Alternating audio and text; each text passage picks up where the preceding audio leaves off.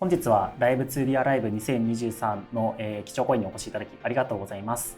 本講演は、プロジェクト世界カラフルステージフィーチャリング初音ミクにおけるストーリーシーンのライブ 2D 表現について、お話しできればと思っております。よろしくお願いいたします。よろしくお願いいたします。はい、それでは自己紹介に移らせていただければと思います。まず私の方から、カラフルパレットのアニメーションエフェクトチームで、マネージャーをしています藤本と申します。普段主な業務内容としては、プロジェクト世界のライブ 2D 制作であったりだとか、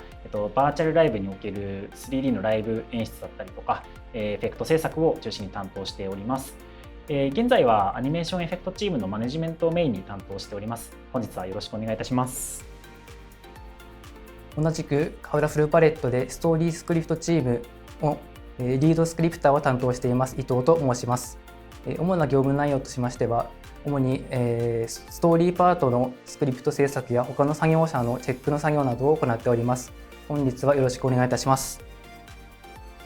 本日は以上の2名で本講演進めさせていただければと思います。はい、それでは簡単に弊社の運営するプロジェクト世界カラフルステージフィーチャリング初音ミクについて、説明させていただきます。ゲームについてなんですが、魅力的なキャラクター、シナリオ、イラストとリズムゲームがメインとなっている、ゲームとなっておりまして、初音ミクとオリジナルキャラクターが織りなす新しい物語展開というところで、ストーリーシーンを中心に、描いているものになります。主に 2D、3D、ライブ 2D などを用いて、それぞれ描かれる魅力的なキャラクターたちにおける、表現を、メインとしております。はい。主にゲーム内は3つの要素で構成されておりまして、メインとなるリズムゲームパートと、もう一つのメインとなるストーリーパートですね。本講演で紹介させていただくライブ 2D などこちらで使用されております。また、プロジェクト世界の、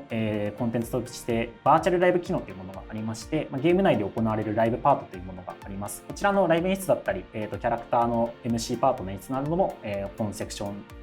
で担当しております。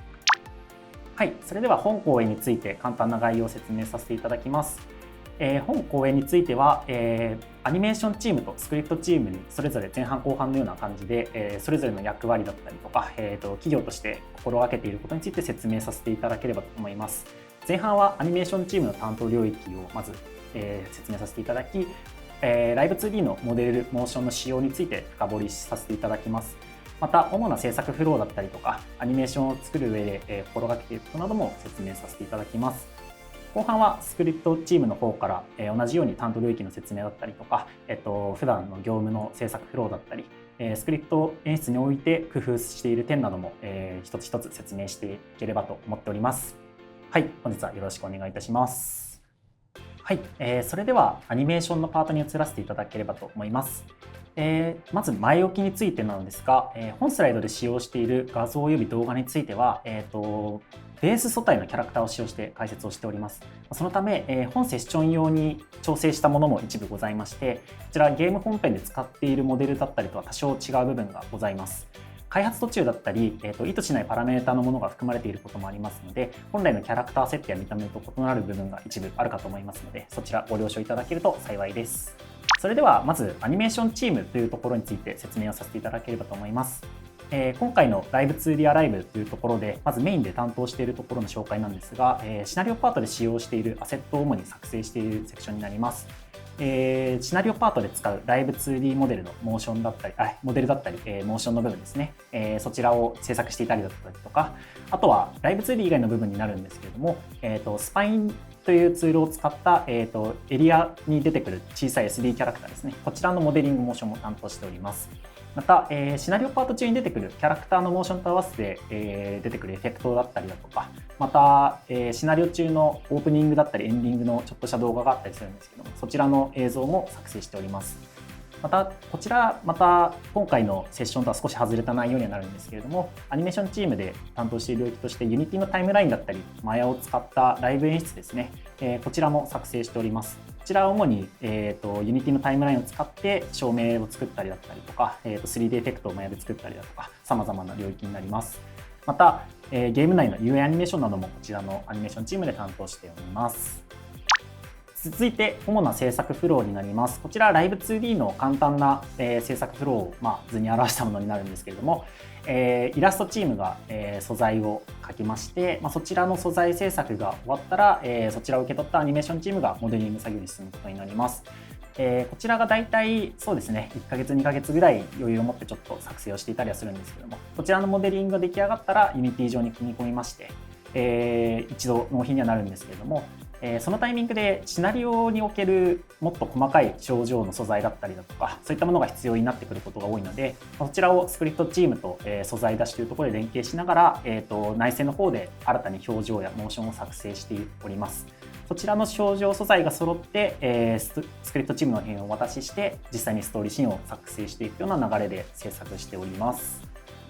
ここからは主にモデル周りのレギュレーションについて説明させていただきます。よくあるモデルの概要というか、仕様の部分を書かせていただいているんですけども、使用している Live2D バージョンは、Cubism 3.3.03 から、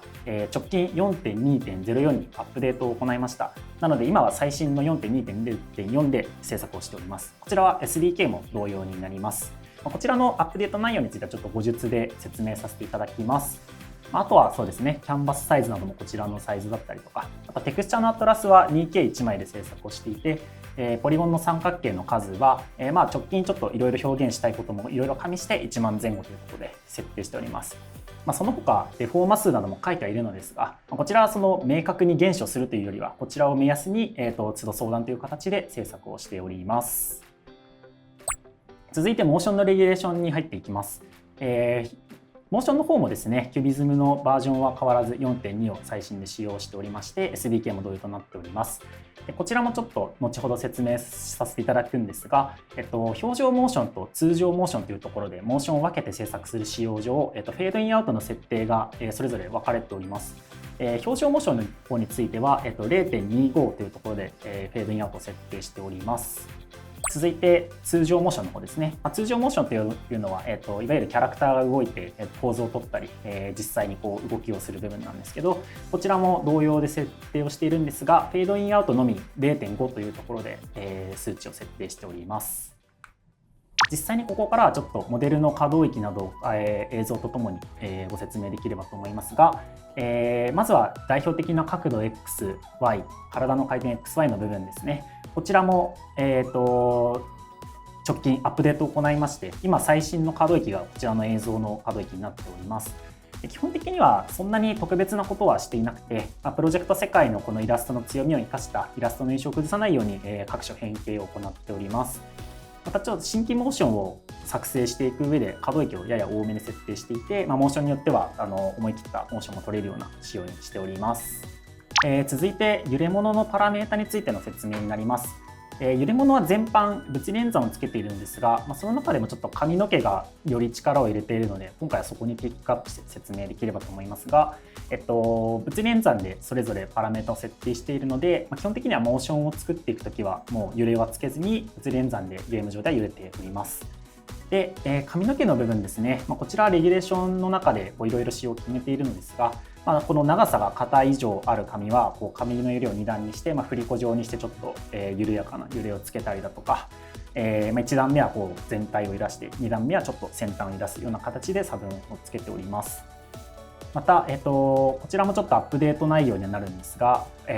紙の束ごとにパラメータを別にすることで、ちょっと揺れ方を変えたりだとか、そういう細かい表現を入れております。物理演算は主に、紙揺れ、紙ふわ、頭部、垂れというパラメータを使っておりまして、紙揺れはいわゆるライブ 2D でよくある横の揺れなんですけども、そこに対してゲーム上でいろんなモーションを取るということが想定されますので、紙ふわという縦の動きに反応する揺れを加えていたりだとか、あとはちょっと角度 Z で首を傾けた時に、多少その傾きに合わせて、髪の毛が重力で垂れるみたいな、そういう揺れもつけております。ここからは、腕の可動域についての説明になります。ちょっと見慣れない画像が動いているんですけれども、こちらちょっとより分かりやすくするように載せさせていただいております。そうですね、前腕の回転が結構特徴的かなと思っていて、こちら360度、全てのポーズを取ることができる仕様になっています。はい、またそうですね、上腕と前腕ともに、右側の映像にある通り、ちょっと伸縮の動きだったりとか、そういったものもできるようになっていて、こちらの前腕の回転と上下を組み合わせることで、基本的には制限のないさまざまなポーズを取ることができるという仕様になっております。横の画像にある通りいろんなポーズを載せてるんですけども、腕を反対側に持ってくる時も回転をさせずとも上下と回転を組み合わせることで直線的な切り替えができたりだとか、あとは最大限まで広げた時に万歳ができたりとか、この辺はすごく助けられている仕様になります。次にこちらはちょっとまたより細かいところになるんですけども、ライブ 2D でよく手首を動かす動きがあると思うんですが、そちらからさらに一歩踏み込んで、指の開閉みたいなところもできるような仕様にしております。こちらはその細かい指の動きだったりとか、プロジェクト世界全体的に柔らかい印象というか、少しモーションの最後に余韻を持たせるというところを意識して作っているんですけども、モーションの最後にこちらの指で少し余韻を残すことで、より感情表現を繊細にできるような動きにしています。そうですね、こちらの指の開閉を使うことでちょっとほっぺをプニプニしたりだとか、映像にあるような動きも可能になっております。続いてですね、こちらはちょっとその仕様の部分というか、ゲーム上の、ゲームで出力するときに注力している部分なんですけども、キャラクターごとにゲーム上で、表示位置を調整しております。でこちらエディター上のパラメータで、管理をしておりまして、身長調整というパラメータを用意しています。でこちら画像を見ていただいたら分かると思うんですが、数字が1から21まで、パラメータが打ってありまして、こちらは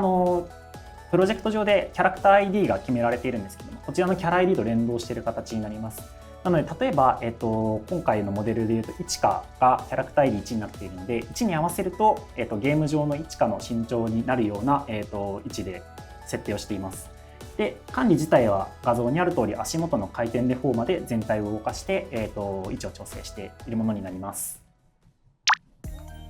続いてですね、モーションのレギュレーション部分になります。先ほど少し触れさせていただいたのですが、表情モーションと通常モーションというものを、別々で管理をしております。こちらはどういうことかと言いますと、モーションデータが1つに対して、複数の表情データを組み合わせることができる仕様になっておりまして、画像で少し出力データのタイトルを載せさせていただいているんですけども、このノーマルの03ポーズというモーションに対して、スマイル01という表情と、サット01という表情、こちらを1つのモーションに対して、実機上で組み合わせて使用することが可能なので、1つのモーションを用意すればさまざまな表情で、スクリプトチームの方が表情をつけることが可能となっております。でこちらの仕様にしている大きな要因としましては、ブレンド値というものが別々に設定できるというメリットがございます。表情モーションと通常モーションで、ブレンド値、いわゆるフェードインアウトの値を別々にしております。でこちらの理由としては、表情モーションは、0.25 という数値を設定することで、いわゆるシームレスにもうためなくさっと表情が変わるというところをやっています。に対して通常モーション、体が動いたりするモーションに関しては、いろいろ検証を重ねた結果、 0.25 だとやや早すぎるっていうところがやっぱり意見として出てきて、 0.5 という数値を設定することで、ポーズからポーズへの遷移がすごくゆっくりとした柔らかいモーションになるので、そちらで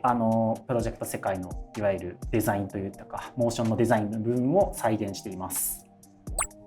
また、こちらを分けることによって少し考えなければならなかったこととして、瞬きのタイミングがパラメータで競合してしまうという部分がありました。こちらはその通常モーションと表情モーションで、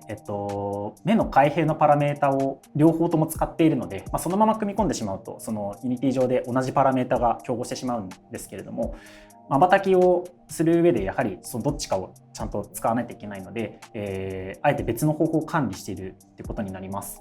どういうことかと言いますと、表情モーションの方で目の開閉のパラメータを使って細かい表情の差を出しているんですけれども、そちらは表情モーションのキーの方を優先して、読み取っております。なので、細かい目の開閉の動きというものが表情でつけられるんですけども、通常モーションの方ではいわゆる瞬きのタイミングというものをキーでってはいるんですが、こちらは実際 Unity で読み込まれておらず、そちらの値を、Live2D の機能でイベント機能がありますので、こちらのイベントにこの iBlink というところを、指定することで、瞬きのタイミングはそちらのイベントを使って Unity 上で読み込んでいるものになります。こちら弊社カラフルパレットの、アドベントカレンダーというところでエンジニアがもっと細かく解説している記事もございますので、気になる方はプロセカライブ 2D 瞬きみたいなところで検索していただけるとより詳細がつかめるかなと思います。またこちらは制作における工夫ですね。プロジェクト世界は、シナリオ中に男性キャラと女性キャラが同時に登場するという仕様がありまして、そちらをする際にいろいろ心がけていることを記載しております。同じ画面に登場するので、基本的にはちょっと違う動きだったりとか違う仕様で動いてたりすると、同じ空間にいるのにちょっと違うモデルの見え方に見えてしまうっていうところがあったので、どうやったら違和感のない見せ方にできるかなというところを考えました。その中で採用しているものとして、男性も女性もモーションの仕様は共通で作れるようにしていて、いわゆるパラメータだったりとか、制御するところは基本的には同じになっています。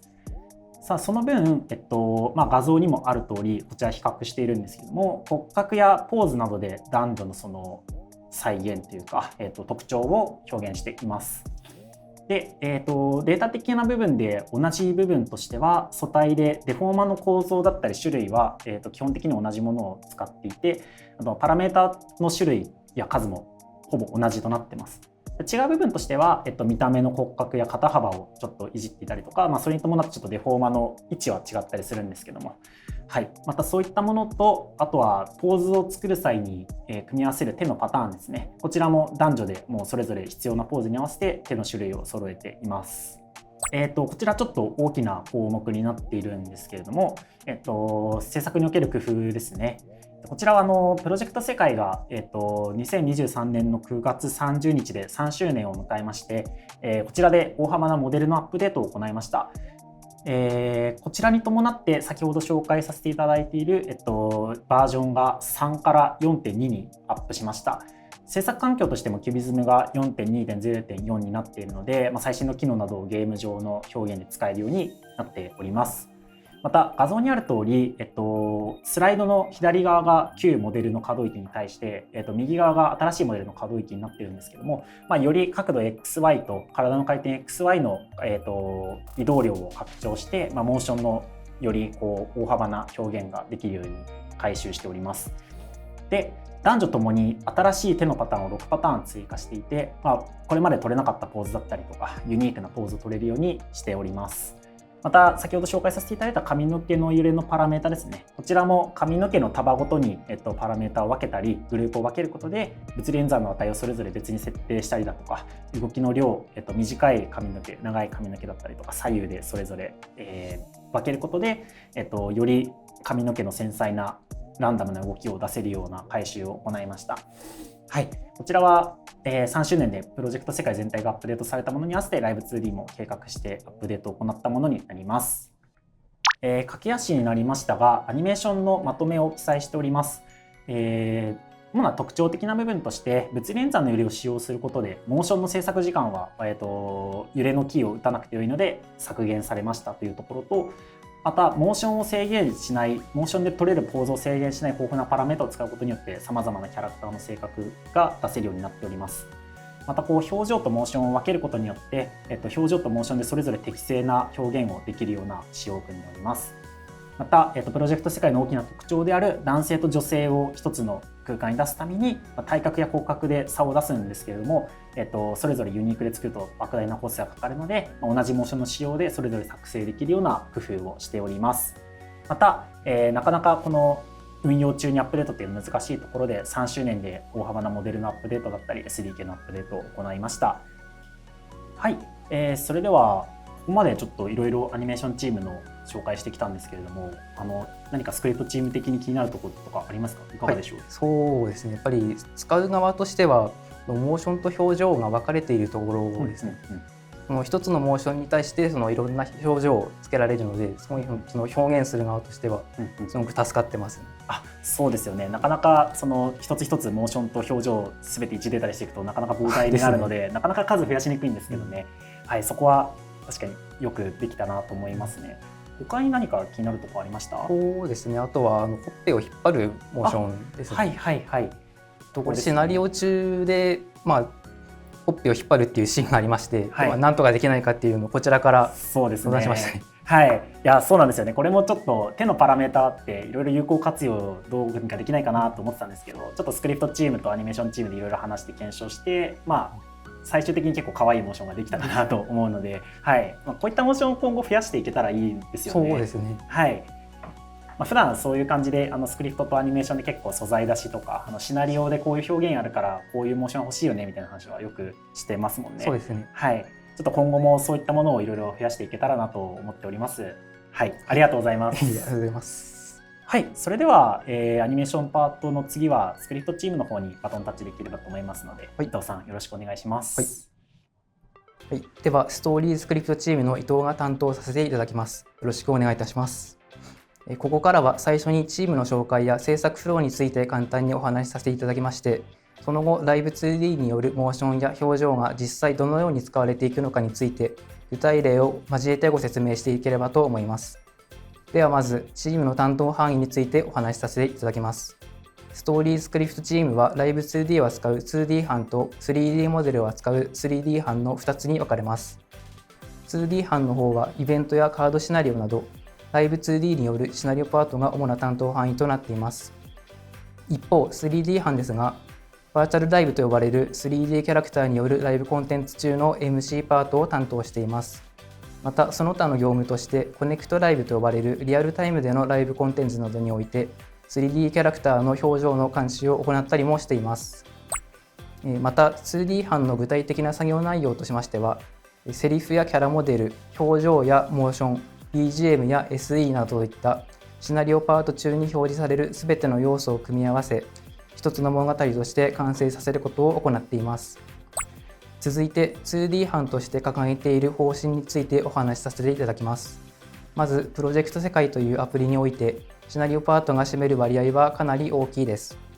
月におよそ3回行われるイベントのストーリーですが、オート再生で最後まで見ると毎回1時間から2時間ほどの長さになります。アプリ内で他に同じくらいの時間、キャラクターが登場するコンテンツというのがほぼ存在しないため、ユーザーにとってはキャラクターを知る上で大きな判断材料となります。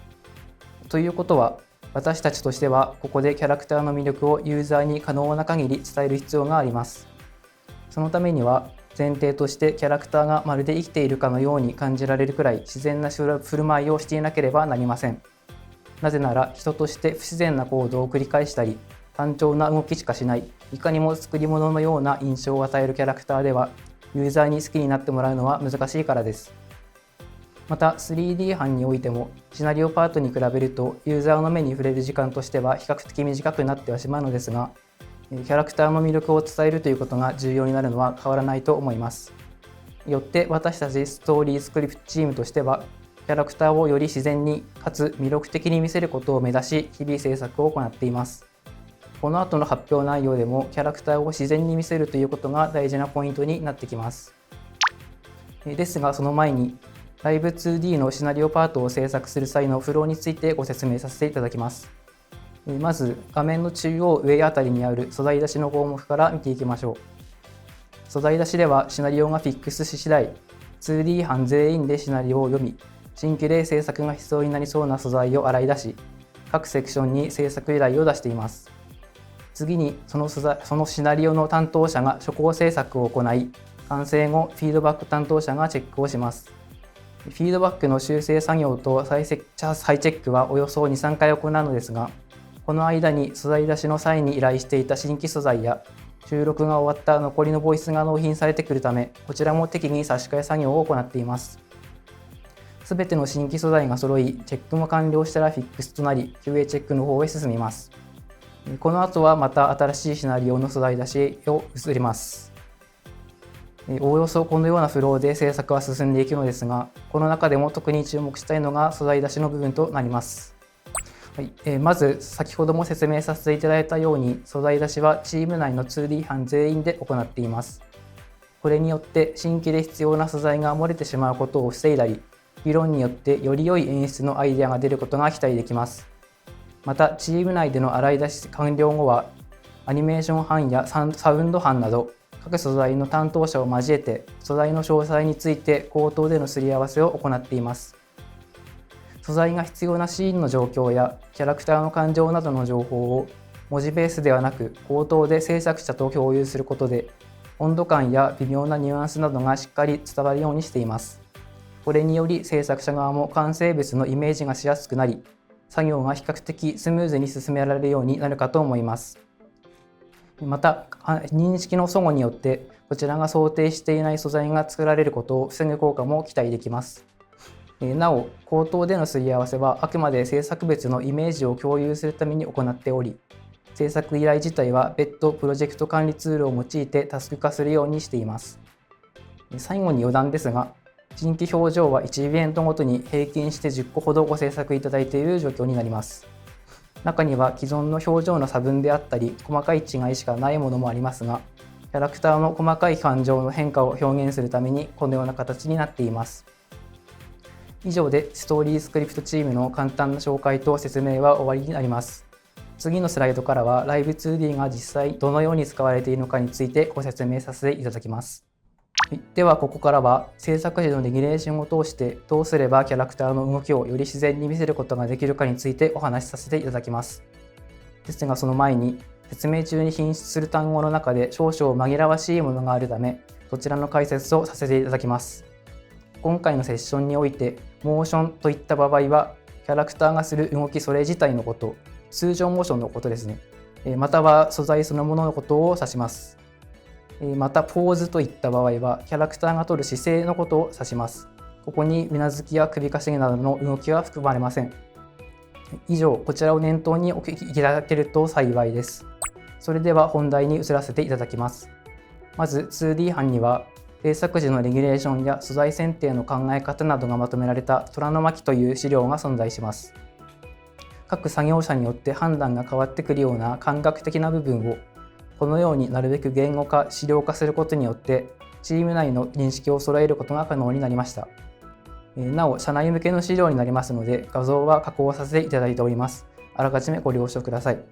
そして今回はその中でも特に重要なこちらのレギュレーションについて見ていきたいと思います。それはポーズが切り替わる際に右腕と左腕それぞれが互い違いの方向に動くのは NG というものです。画像の表は現在実装されているモーションをポーズ別で分けたものになるのですが、例えば表の右上の左腕のみが上がっているポーズから表左上の右腕のみが上がっているポーズへ移行するのはレギュレーション違反となります。こちら実際に動画で見てみましょう。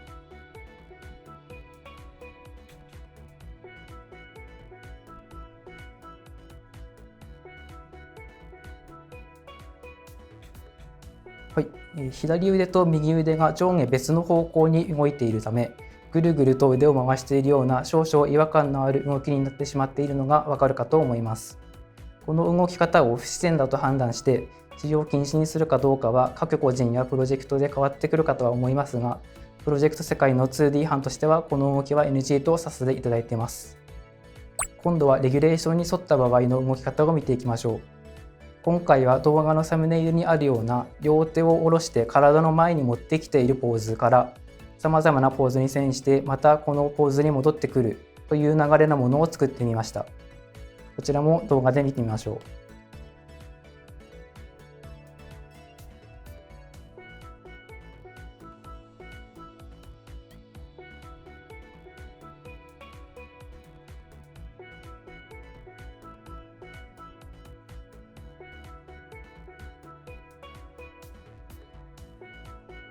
はい、いかがだったでしょうか。腕の移動する方向を一方向にしたため、ポーズの繊維が自然になったかと思います。また、腕の移動する量自体も小さくするように意識したため、腕が服の一部を貫通するような現象も比較的発生しづらくなっています。では、今度はまたレギュレーションを守らずに作った場合を見てみましょう。使用しているモーション自体は一つ前に見た動画と同じものですが、順番をバラバラに入れ替えてみました。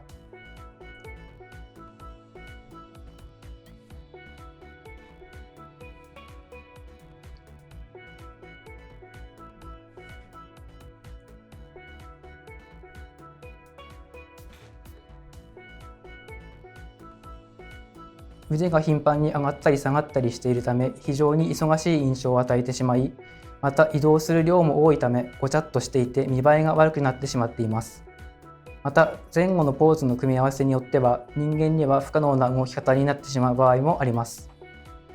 以上、今回のレギュレーションはあくまで一例ですが、こういった不自然に見える動きをせず、キャラクターを自然に見せることが魅力的なキャラクター表現へつながっていきます。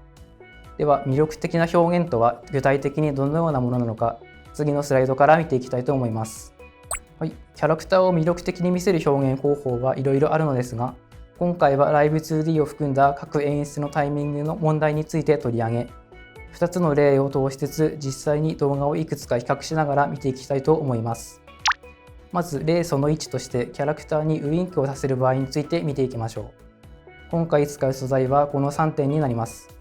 ウインク用に瞬きをしないように作成いただいたセリフの最後に決めポーズとして使うモーションが1点、片目を閉じるウインクの表情と笑顔の表情が各1点です。また今回の例として使うセリフはこちらのセリフになります。緊急企画カリーノカリーナモモジャンカフェの開催を。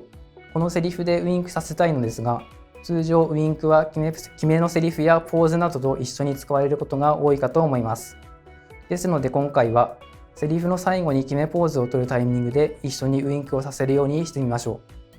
う。なお、説明が煩雑になってしまうのを防ぐため、今回は決めポーズを取るモーションのタイミングに関しては完璧に合っているものとし、表情の扱い方のみに焦点を当てています。ではまずシンプルに考えて、モーションと表情を同時に動かしてみましょう。見たままですが図で表すとこのような形になります。実際に動画でも見てみましょう。緊急企画カリーノカリーナモモジャンカフェの開催よ。いかがだったでしょうか。結論から先に言ってしまいますと、この2つの問題があるためまだ自然で魅力的な表現になったとは言い切れない状態です。では1つ目のウインクのタイミングが早い問題から見ていきましょう。先ほどの動画ではポーズを取り切る前の段階でウインクをしてしまっていました。またカフェの開催というセリフののの部分で目を閉じ始めており、結果として中途半端な表情変化になってしまっています。ですのでウインクのタイミングを遅らせ、決めポーズを取り切るタイミング、セリフで言うと開催よのよのタイミングでウインクするようにしてみます。次に2つ目のボイス再生後もずっとウインクし続ける問題ですが、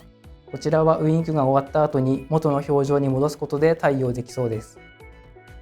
これらのウインクのタイミングを遅らせる、ウインク完了後に表情を戻すという2つの対応をするために、先ほど紹介した笑顔の表情を使います。この表情をウインクの表情の前後に追加していきます。全体のイメージとしてはこちらの図のようになります。先ほどはモーションと同時にウインクの表情も動かしていましたが、ウインクのタイミングを遅らせるため笑顔の表情から始めます。モーション開始から 0.5 秒後、ここでウインクの表情を使います。次にウインクし続ける問題を回避するため、さらに 0.5 秒後に笑顔の表情に戻します。なお、この 0.5 という数字はあくまで目安であり、この後さらに細かい調整をしていきます。この対応を行ったものがこちらになります。緊急企画カリーノカリーナモモジャンカフェの開催よ。ウインクのタイミングが決めポーズを取るタイミングと同じになり、目を閉じるのも一瞬になったため、無事自然に見えるようになりました。そして若干打足になってはしまうのですが、ここからさらに調整を加えて、実際にリリースされたものがこちらの動画になります。緊急企画カリーノカリーナモモジャンカフェの開催よ。一見しただけでは違いが分かりづらいとは思いますが、決めポーズのモーションの終わりと一連の表情の変化の終わりがほぼ同時になり、より自然で魅力的に動いているように見せることができました。これで1つ目の例の説明は終わりです。続いて2つ目の例を見ていきましょう。今回使うセリフは、みんなおはよう突撃ワンダホーイというセリフで、ワンダホーイのタイミングでキャラクターが横に移動してフェードアウトするという演出を入れる場合について見ていきます。なお、今回使う素材の説明は、表情とモーションが各1点のみのため省略させていただきます。まず、モーションと表情の指定はせず、移動のコマンドだけを入れてみましょう。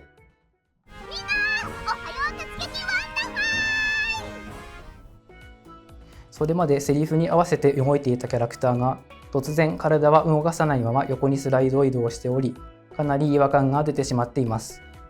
これは移動する際にもモーションを入れた方が良さそうです。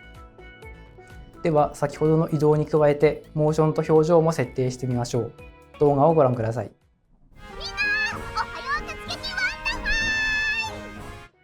キャラクターが移動するタイミングで大きな動きをするモーションを入れているのですが、動き始める前に画面外で移動してしまっているため、先ほどの動画と変わらないように見えてしまいます。このモーションが見えずにスライド移動のみしているように見えるという問題ですが、解決方法としては次の2つが考えられます。1つ目はキャラクターの移動速度を落とす方法。2つ目はモーションのタイミングをより速くする方法です。しかし、1のキャラクターの移動速度を落とす方法では、キャラクターの性格やボイスの勢いとズレが生じてしまい、魅力的な表現からは遠ざかってしまいます。ですので、今回は2のモーションのタイミングを早める方法を取りたいと思います。先ほどと同じように図で表すとこのような形になります。先にモーションと表情を動かし、その 0.5 秒後にキャラクターを移動させます。動画で見てみましょう。先ほどとは異なり、モーションの途中でキャラクターが動いているのがわかるかと思います。また SE も追加したことで見た目は自然なままコミカルな雰囲気が出せるようになったかと思います。これでキャラクターが移動する場面においても、より自然で魅力的な表現ができるようになりました。以上で2つ目の例の説明も終わりとなります。最後に余談になりますが、シナリオ中にダンスをするシーンがあったのですが、ライブ 2D の使い方によってはこのような表現も可能であるという一例になります。ああ、泣きやめ泣きやめ。そうだ、見るがいい。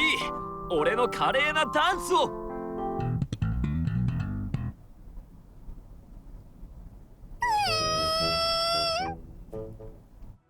ダンス用のモーションというのが存在しないため、既存のモーションの組み合わせで極力踊っているように見せたものになります。ちなみにこちらですが、モーションが3種類、表情が2種類から構成されています。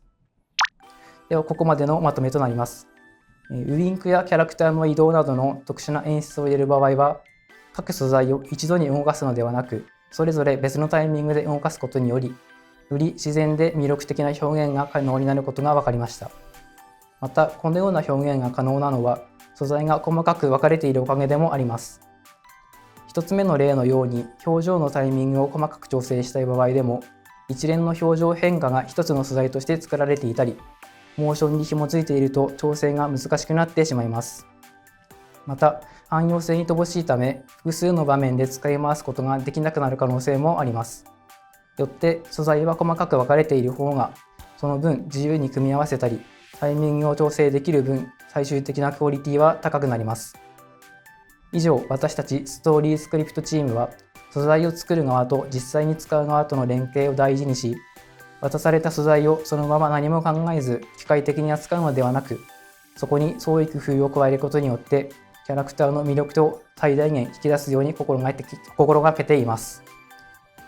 はい、スクリプトからは以上になるんですが、アニメーションから何か気になった点などございますでしょうか？そうですね、すごく興味深い内容で、普段からやり取りはしてるんですけれども、ライブ 2D の実際のモデルモーション以外でどうやってストーリーパートが構成されているかとか、なかなか目にする機会がない内容だなと自分も思いましたので、すごく面白いなと思って聞いてました。よかったです。はい、普段ですね、アニメーションチームのところですけども、モーションだったり表情をすごくアセットとして用意はしてるんですけども、なかなかその数が多くなってくると、どういう使い方をするかのところまで踏み込んでいくとなかなか大変なので、そこをスクリプトチームがすごくチーム内で話して、